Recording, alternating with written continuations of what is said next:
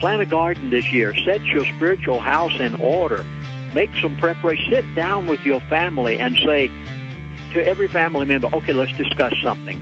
In light of what's happening in America, what lifestyle are we going to be willing to live when the elite get through doing what they're doing? More solutions with Lindsey Williams after this.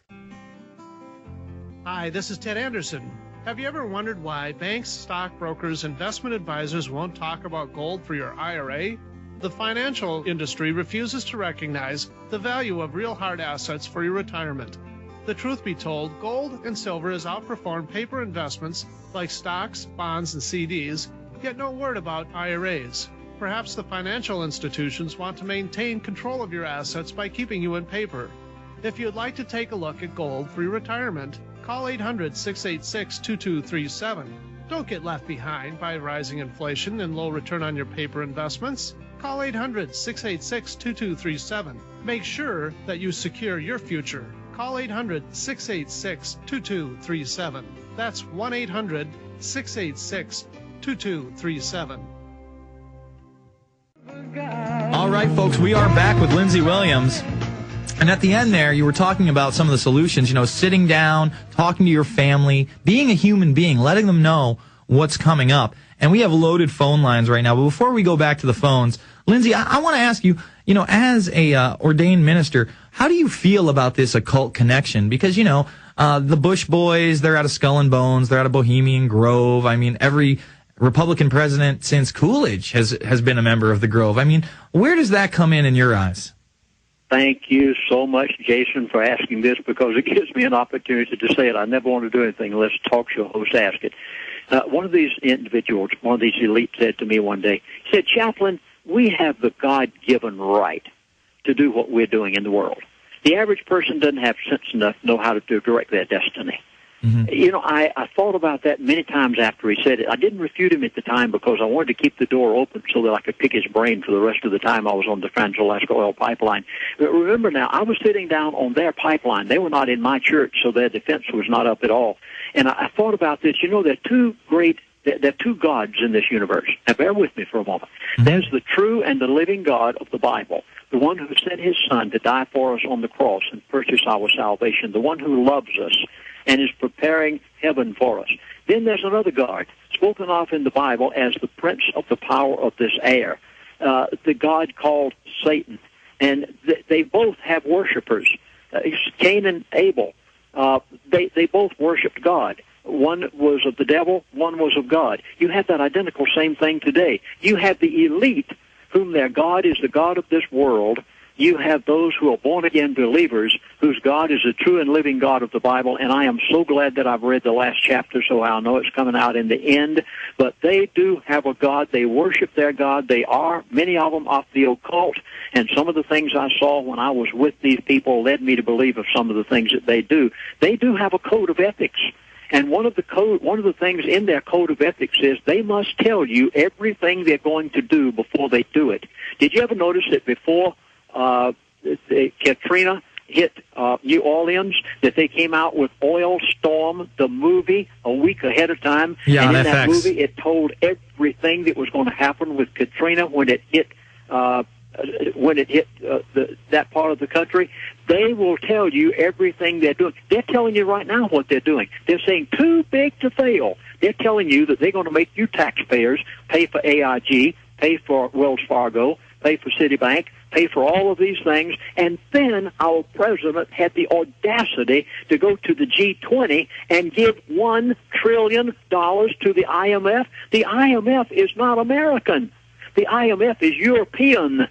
And your great-great-grandchildren gave, through the President of the United States of America, without any vote of Congress or approval of the people, $1 trillion to Europe? Yeah, it is quite disgusting, my friend. I mean, a lot of people just don't even understand what... for instance, one of my buddies is a blogger out of New York City. He works for a big financial company. He does a financial blog. And I explained to him that at the G20, they announced this world currency, and he's like, I would know about this. And then I sent him the articles out of the Telegraph, and I sent him the communique out of the G20, and then I also sent him Hannity and Dick Morris talking about this one world currency and United Nations control, and his jaw just dropped, and he's like... he went on the defensive a little bit. He said, well, why is this a bad thing? And they just don't understand that the people at the top, like you said, they worship the darkness. And I think that is the biggest problem with this. The people at the top that are trying to bring in this new world order, folks, and I've said it many times on this program, they are occultists who want to rape children and do rape children. And I know that's a whole nother subject, but when you start looking at these people, that's what they're into. They want to chip us. They want to control us. They want to enslave us under this one world government. And that's if we survive, because they want to kill 80% of us. And that's scary in its own right. It's mind blowing. I mean, you think 2 months down the line when they crash out, the economy's bad. Try, 20 years down the line when the population's down to 500 million, which is their stated goal. All right, we're going to continue to take calls in these last 20 or so minutes. We're going to go to Charles in California because he dropped and came back. Charles, you're on the line with Lindsey Williams. Hi, Jason and Lindsey. Nice to be on the line with you guys tonight. Thank you, Charles. I have a question for you, Lindsey. I was wondering if you know for sure. Well, you said it's from what you got from what you said. You gather it's going to be in the next 12 months to a year and a half, right? Yes, this individual tried to tell me everything that was going to happen for the next year to year and a half. Okay, you also said, I'm pretty sure, like a month ago or somewhere around there, that I think it was you that I heard it from first, that China stopped buying our treasury bills and the Fed's already starting to buy them. Is that true? Yes, China is backing off from buying our treasury bills now, and of course, naturally, the OPEC oil countries are practically not buying at all because they've lost so much. Yeah, it's amazing. They announced that a little while ago that they're going to buy. They're buying treasury bills already for the first time in a while. Yeah, I don't know. So it's I've heard you live in July saying that oil was going to go from 150 to 50, and I just wish I took your word on that, or the elite's word on that, I guess I should say, because could have made a couple 100,000 shorting oil right there. But anyway, it's quite interesting. An oil trader called in on a radio show I was in on not too long ago, and he said, I took you at your word. A few people did. He said, I trade oil. He said, I just want to thank you. I've made $150,000 because I followed your prediction. Go ahead, Charles. Okay, well, I guess I'll just finish up by saying, thank you for all the work both of you guys are doing, and we got to keep spreading the word. I was very close to moving out of this country because, like the guy told you himself, he told you should move out of the country. You know what I mean? So I was... Bottom line, man, this is a new world order. There's nowhere to run, and I love this country. I'm going to stay here no matter what and try to fix the problems. All right, let's jump to another caller. Let's go to John in Canada. John, you're on the line.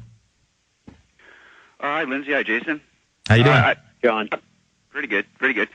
Just a couple of things. We should understand that no matter what religion a person is from, they're going to argue that God is just. And if you do believe in God, God's intent is to be just. You want to form allegations against another with evidence. Okay, so it's important that it's good that Lindsey's told us that the private banks have hijacked the public's authority in issuing credit, and as the laws stand today, it's very difficult to convict them for a criminal offense in that respect, but we can convict them endlessly on stealing. They're not child rapists that stole $900 billion in property through subprime scams. AIG is committing the crime of extortion.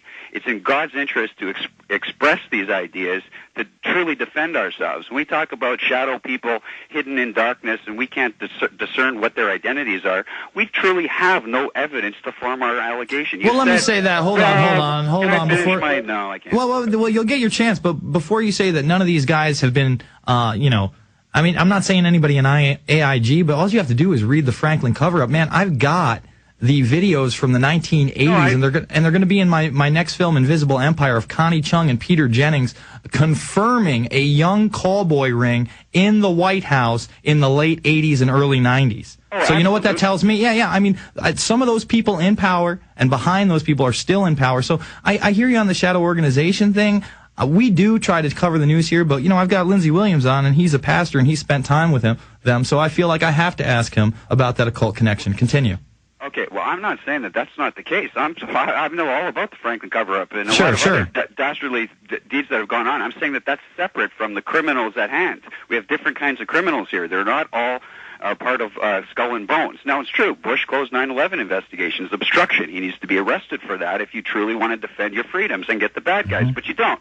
You form fear, or you're fearful of true justice, and you say, well, that would be God's intent, but I don't want to really be like that because it's scary that way. And that's the fears we have to face. You know, CIA officials tell us Bush, Condi, and Cheney knew before the war started that there was no WMD. These are CIA officers, FBI officers, and they're going undefended. And that's where God's intent would rest if we truly believed in serving ourselves equitably. We want to treat everybody at Bilderberg and the CFR and the Trilateral Commission as innocent individuals until we have evidence directly implicating them for a criminal offense.